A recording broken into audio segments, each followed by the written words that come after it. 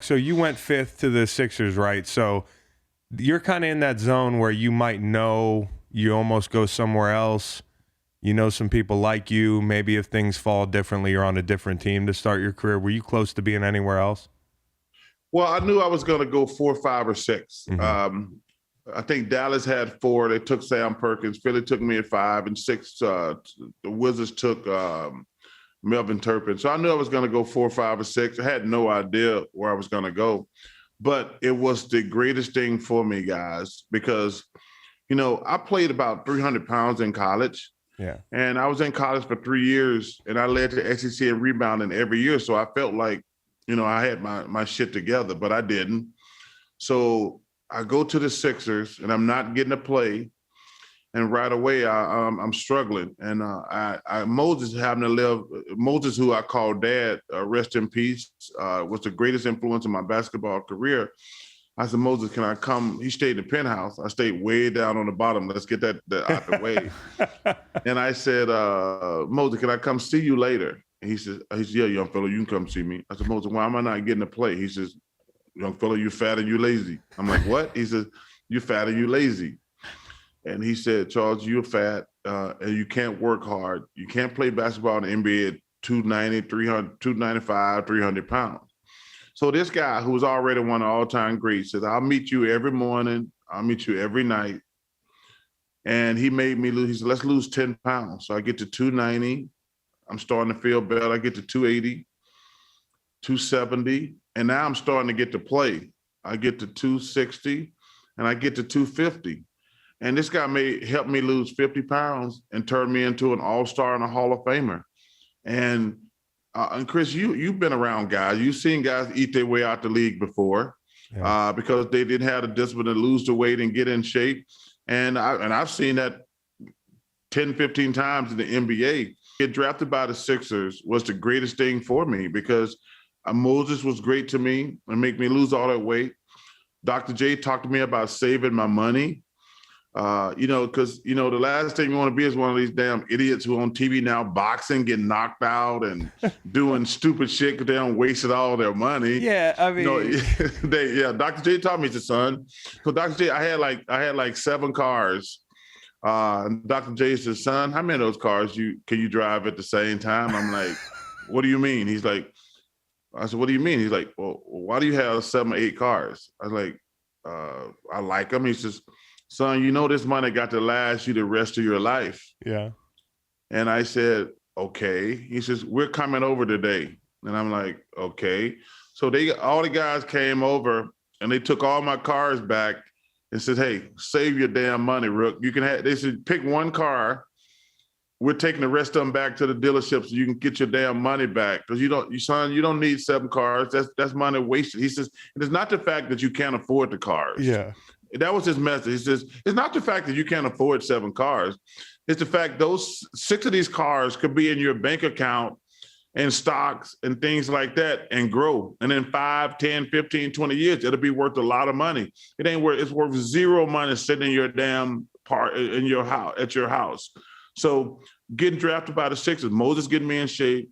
Doc talked to me about saving my money. They taught me how to dress, because, rookies, we always wearing warm-up suits everywhere because we don't really have a bunch of clothes. And I know. We used to get on rookies about going to the mall in their issue gear. Like, bro, we know you're on an NFL team, dude. You're huge. Oh, that was it. Like we could, you're young and dumb. We couldn't wait to get to the mall in our Sixers shit. We're like, yo, man, say, hey, we know you on the team. You don't go to the mall in your tall as fuck, man. Like, everybody, yeah. You don't even wear helmets in your sport. You don't need to wear your issue gear. It's the same in every sport. And it's hilarious. Yeah. Like, no, man. Doc's like, nah. I remember the first time they took me shopping, Chris. Yeah. They took me to a place in Philly called Boyd's. Boyd's. I love Boyd's. I shop at Boyd's. Yeah. So they take me shopping. They buy me about 12 suits. They buy me about 10 to 15 sports coats. I get the bill that's like $35,000. I was like, I haven't even made a dime yet. and it was $35,000. Yeah. I'll never forget that. There was a guy named Ralph Jaffe who was always taking care of me. And I spent like $35,000. And I remember calling my agent. I said, yo, man, I put a credit card thing, blah, blah, blah, blah. He said, well, how much is it? I said, $35,000. He said, what did you buy? I said, they made me buy a bunch of suits and sports coats and blazers and everything. They told me I dress like a bum because I wear warm-up suits everywhere. They said, this is professional basketball. You have to dress like a professional. And we still laugh about that story to this day. I was like, I remember calling my mom and grandmother like, I spent $35,000 a day. And my grandmother and grandmother had never made more than $20,000 in their whole life. They're like, are you crazy? Hell yeah. Like, they made me do it, Mom. I had no choice. Well, it's no. Hopefully that was after losing the 50 pounds and not before. Then you have to make a return trip. Then you got to make a return and get new suits. That's the hardest part about retiring in the NFL is luckily I'm a podcaster, so I don't need suits in this studio. By the way, we call this Studio J as well, Chuck. Okay, I like it. I like it. But yeah, I wait.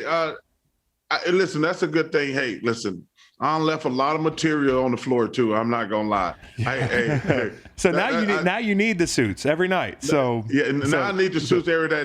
But now you get now I got a lot of money. I can afford to go out and just get a bunch of suits. But that time when I wrote that, you put my credit card down, my man said $35,000. I'm like, holy shit. Yeah, dude. Hey, how about that first club night when we do like a rookie dinner? Your rookie year in the NFL. My rookie dinner ticket was $21,000.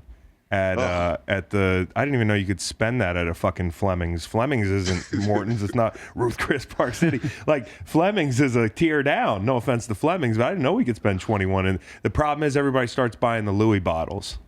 You get to like. Hey, first of all, you drink damn Ripple. Why are you getting Opas and damn dude, Camas? You got no class. I know you got no class. Yeah, you got no class, and all of a sudden you got Silver Oak, Camas, dude, Opas. Man, dude, you drink Ripple and Thunderbird, but now because I'm paying, you getting a good shit.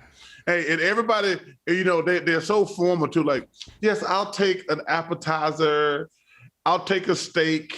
I'll take oven roasted potatoes and then they want some creamy brulee for dessert. Like they get the whole kit and caboodle when you're fucking paying for it. I'll try the foie gras. Like what the fuck, dude? You don't even know what the fuck that is. A year ago, we were all drinking Mad Dog 2020 and eating ramen in a dorm room, and now like all of a sudden I got to buy Opus for a bunch of these motherfuckers that are 4 years removed from college. Oh my god, I'm sitting there. They're like, yeah, I'll take some Silver Oak.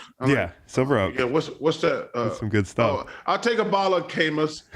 Oh well, we got to wash it down with some champagne. You got in the Cristal. Chuck, I'm not a wine drinker. The only when I'm at somewhere good and I feel like I'm on the spot to look like I'm rich and have taste. I am rich, but I don't have like a good taste. So what I'll do is I'll just pull one of those bottles of wine that I used to have to buy for the vets. That's the only thing I remember. Opus, Camas, and fucking Silver Oak. That's the three.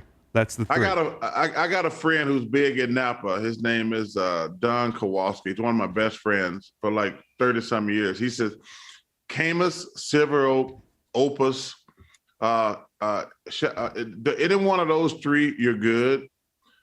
You're very good. These people who like wine gonna like one of those three. Can y'all sip a little bit on Inside the NBA? No, because it's too long of a night. Like, cause we're on from like 7 to 8 to 2 in the morning. Yeah, because 2 cups is gonna turn to 3 cups. Yeah. Like because people always ask me, like, do you have a drink on the show? I said, dude, we're there for fucking 6 hours. Mm-hmm. First of all, you're already tired after about 4 hours anyway. Right. And if you start drinking, you're going to be slurring. And Shaq always mumbling anyway.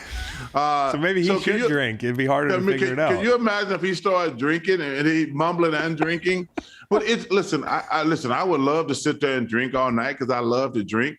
But you can't drink for 6 hours because you go on TV at 1 o'clock and from 1 to 2. Yeah. And like, if Ernie asks you a question or you're trying to say some shit and if you're hammered, it ain't gonna come out good, especially nowadays. I mean, these fuckers out here now are sitting around waiting for you to say something wrong nowadays.